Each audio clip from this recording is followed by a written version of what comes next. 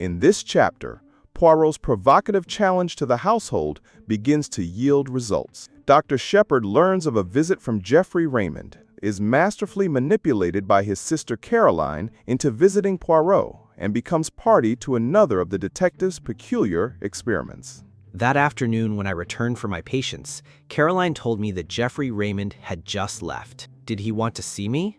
It was M. Poirot he wanted to see. He'd just come from the Larches. M. Poirot was out, so Mr. Raymond thought he might be here. A great pity, because M. Poirot came in practically the minute after he left. Came in here? No, to his own house. The side window. Well, that seems to be that. Aren't you going across? Across where? To? The Larches? What for? Mr. Raymond wanted to see him very particularly. You might hear what it's all about. Curiosity is not my besetting sin, Caroline. I can exist comfortably without knowing exactly what my neighbors are doing. Stuff and nonsense, James. You want to know just as much as I do. You're not so honest, that's all. Really, Caroline. I retired into my surgery. 10 minutes later, she tapped and entered, holding a pot of jam. I wonder, James, if you would mind taking this pot of medlar jelly across to M. Poirot. I promised it to him. Why can't Annie go? She's busy. I can't spare her. We looked at each other. Very well. But if I take the beastly thing, I shall just leave it at the door. Naturally. If you do happen to see M. Poirot, you might tell him about the boots. A subtle parting shot.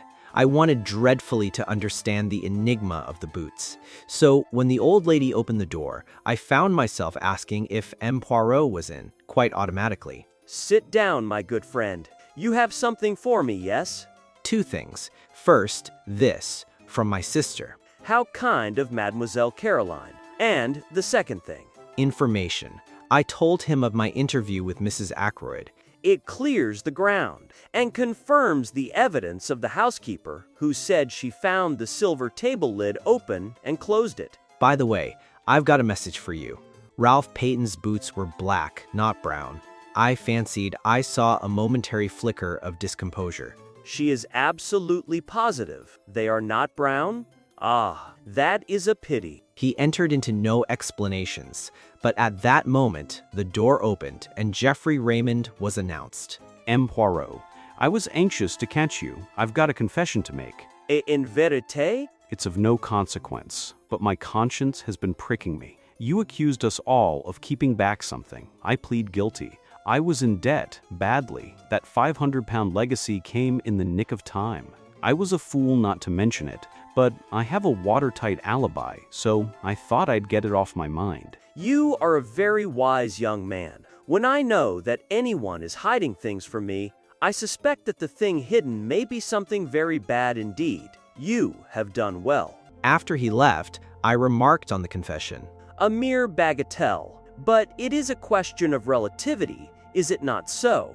Many in that house stood to benefit by Mr. Ackroyd's death. Mrs. Ackroyd, Miss Flora, Mr. Raymond, Miss Russell. Only one, in fact, does not. Major Blunt. I didn't quite understand the tone in which he uttered that name. He then suggested an experiment with Parker. My friend, will you accompany me to Fernley? I acquiesced.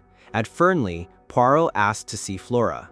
Mademoiselle Flora, I am not yet satisfied of the innocence of Parker. I propose a little experiment. I want to reconstruct his actions on that night. We will tell him we wish to see if voices in the lobby could have been heard from the terrace. Flora rang, and presently the butler appeared, suave as ever. My good Parker, I have in mind a little experiment. I want to enact that little scene over again. Perhaps you would fetch the tray you are carrying. A foreign custom, sir.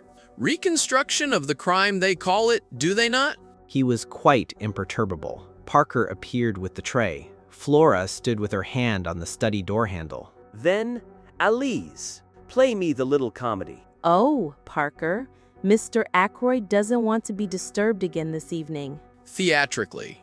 Very good, miss. Shall I lock up as usual? Yes, please. Admirable. By the way, Parker, are you sure there were 2 glasses on the tray that evening? Who was the second one for? I always bring 2 glasses, sir. Is there anything further? As we walked back to the village, I asked Poirot about the glasses. What was the point of that question? One must say something. At any rate, my friend, I know now something I wanted to know. Let us leave it at that.